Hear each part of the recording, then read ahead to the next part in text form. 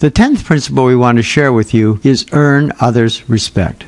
Warren Buffett, one of my role models, claims that what counts most in life is that we're loved by the people we want to love us. What a great thought. An extension of this concept is what counts most is to be respected by the people we want to respect us. Mutual respect promotes productive and enjoyable collaboration in all of our social interactions. However, if you want someone to respect you, you need to respect them, which means you need to listen to them and you need to care about them. Let me share a personal story. I'm near the end of my PhD program at Carnegie Mellon University, and I'm defending my thesis. And in the audience is the entire business school faculty at Carnegie Mellon. Now, Carnegie Mellon has numerous Nobel laureates, and 2 of them were in the audience, along with several other renowned professors. And I was defending a topic that I'd thought about for 5 years.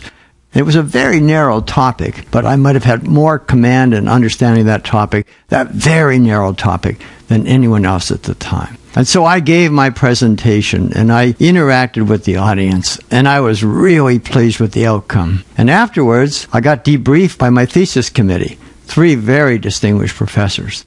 And we were to go into this room and have a chat, and I thought, wow, was I going to get great praise? And instead, I got humiliated, and deservingly so.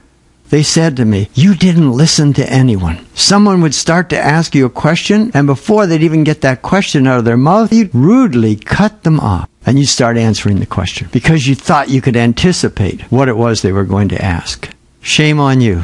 These people knew more 35 years ago than you know today.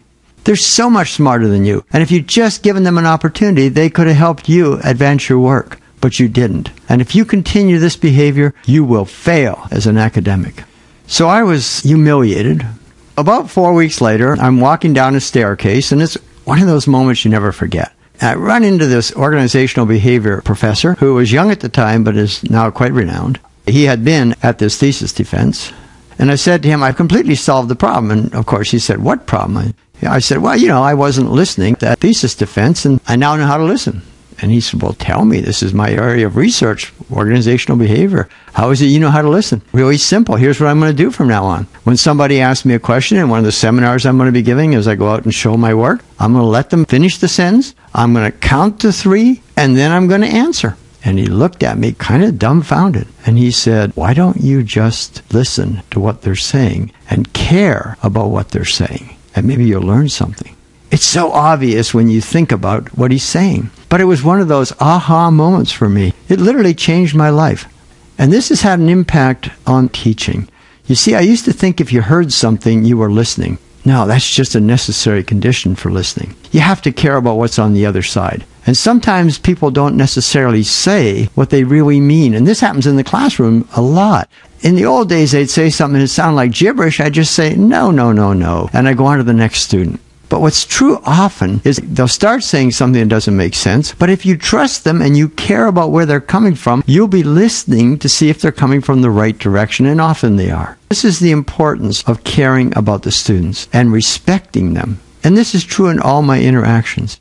You have to respect the people around you if you want them to respect you. And remember, as Warren Buffett said, nothing in life is better than being loved by the people you want to be loved by, and more generally, I would add, being respected by the people you want to respect you. If you want that, and that's part of living your life to the fullest, then learn to respect others. Learn to earn their respect.